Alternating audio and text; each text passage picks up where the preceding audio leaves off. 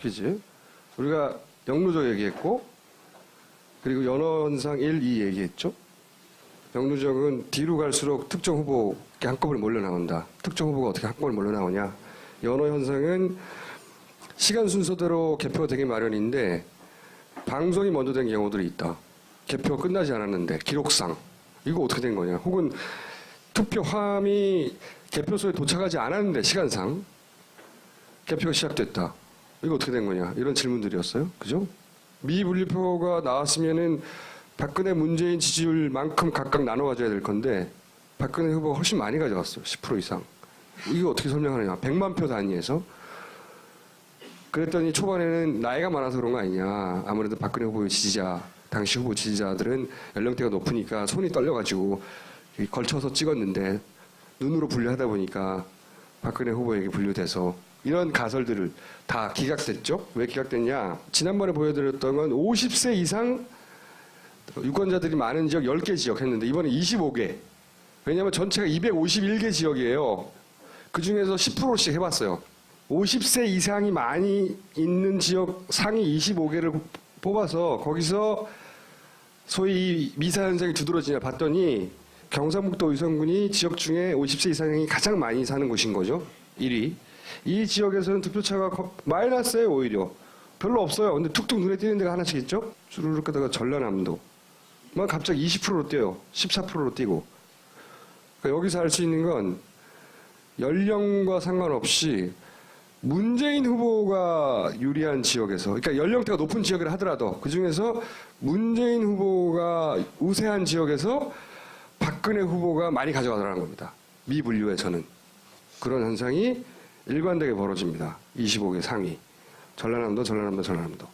그럼 거꾸로 49세 이하 지역에서 따져봤죠. 근데 젊은 사람들은 많은 지역에서는 대부분 10%, 평균 10% 이상씩 그렇게 격차가 벌어져요.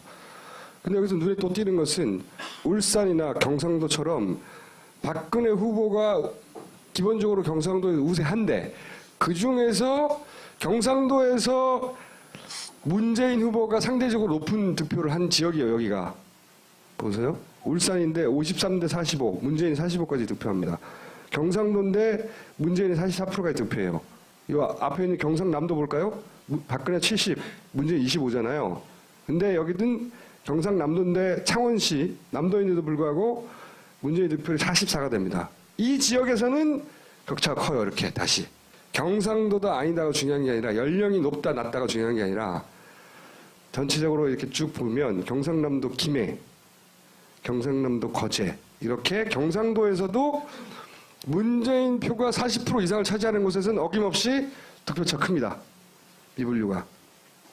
정리하면 평균 연령이 낮은 지역은 대부분 그렇고 지역과 상관없이 문재인이 우세한 지역, 경상도에서 상대적으로 우세하거나 호남 지역처럼 대부분 우세하거나 여기서는 어김없이 미사 현상이 나타난다는 겁니다.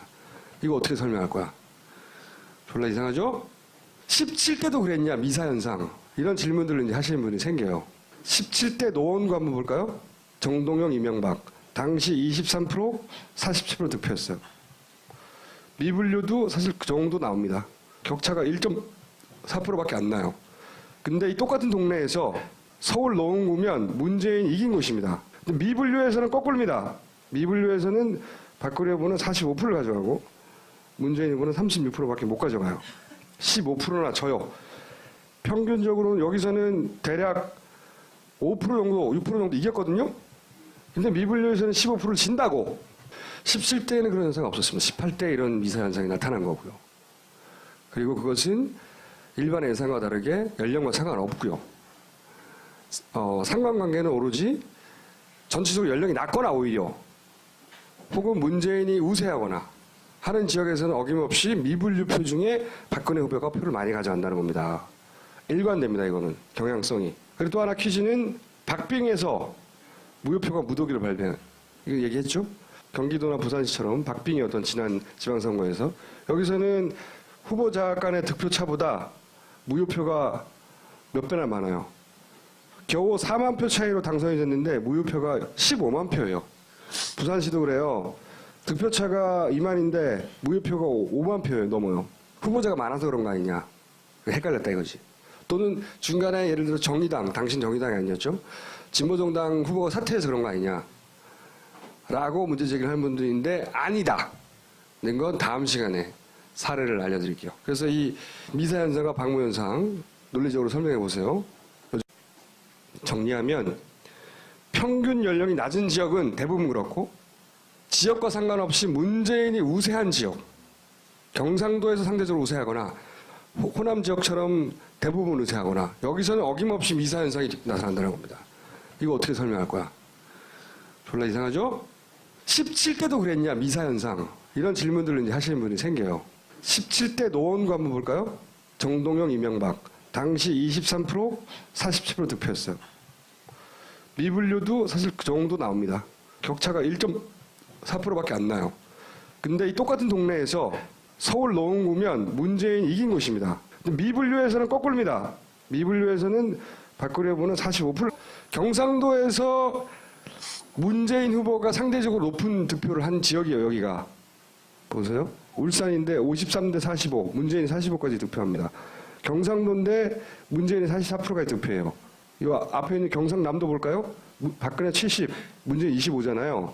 근데 여기는 경상남도인데 창원시, 남도인데도 불구하고 문재인 득표율이 44가 됩니다. 이 지역에서는 격차가 커요. 이렇게 다시. 경상도가 아니다가 중요한 게 아니라 연령이 높다 낮다가 중요한 게 아니라 전체적으로 이렇게 쭉 보면 경상남도 김해, 경상남도 거제 이렇게 경상도에서도 문재인 표가 40% 이상을 차지하는 곳에서는 어김없이 득표차 큽니다. 미분류가. 퀴즈. 우리가 영누적 얘기했고 그리고 연원상 1, 2 얘기했죠. 영누적은 뒤로 갈수록 특정 후보가 한꺼번에 몰려 나온다. 특정 후보가 어떻게 한꺼번에 몰려 나오냐. 연호 현상은 시간 순서대로 개표가 되기 마련인데 방송이 먼저 된 경우들이 있다. 개표가 끝나지 않았는데 기록상 이거 어떻게 된 거냐. 혹은 투표함이 개표소에 도착하지 않았는데 시간상 개표가 시작됐다. 이거 어떻게 된 거냐. 이런 질문들이었어요. 그죠? 미분류표가 나왔으면은 박근혜 문재인 지지율만큼 각각 나눠 가져야 될 건데 박근혜 후보가 훨씬 많이 가져갔어요. 10% 이상. 이거 어떻게 설명하느냐. 100만 표 단위에서. 그랬더니 초반에는 나이가 많아서 그런 거 아니냐. 아무래도 박근혜 후보의 지지자, 당시 후보 지지자들은 연령대가 높으니까 손이 떨려가지고 걸쳐서 찍었는데 눈으로 분류하다 보니까 박근혜 후보에게 분류돼서 이런 가설들을 다 기각됐죠. 왜 기각됐냐. 지난번에 보여드렸던 건 50세 이상 유권자들이 많은 지역 10개 지역 했는데 이번에 25개. 왜냐하면 전체가 251개 지역이에요. 그중에서 10%씩 해봤어요. 50세 이상이 많이 있는 지역 상위 25개를 뽑아서 거기서 소위 미사 현상이 두드러지냐 봤더니 경상북도 의성군이 지역 중에 50세 이상이 가장 많이 사는 곳인 거죠. 1위. 이 지역에서는 득표차가 마이너스예요. 오히려. 별로 없어요. 근데 툭툭 눈에 띄는 데가 하나씩 있죠. 주르륵 가다가 전라남도. 막 갑자기 20%로 뛰어요. 14%로 뛰고. 그러니까 여기서 알 수 있는 건 연령과 상관없이 문재인 후보가 유리한 지역에서, 그러니까 연령대가 높은 지역이라 하더라도 그 중에서 문재인 후보가 우세한 지역에서 박근혜 후보가 많이 가져가더라는 겁니다. 미분류에서는. 그런 현상이 일관되게 벌어집니다. 25개 상위. 전라남도. 그럼 거꾸로 49세 이하 지역에서 따져봤죠. 근데 젊은 사람들은 많은 지역에서는 대부분 10%, 평균 10% 이상씩 그렇게 격차가 벌어져요. 근데 여기서 눈에 또 띄는 것은 울산이나 경상도처럼 박근혜 후보가 기본적으로 경상도에 우세한데 그 중에서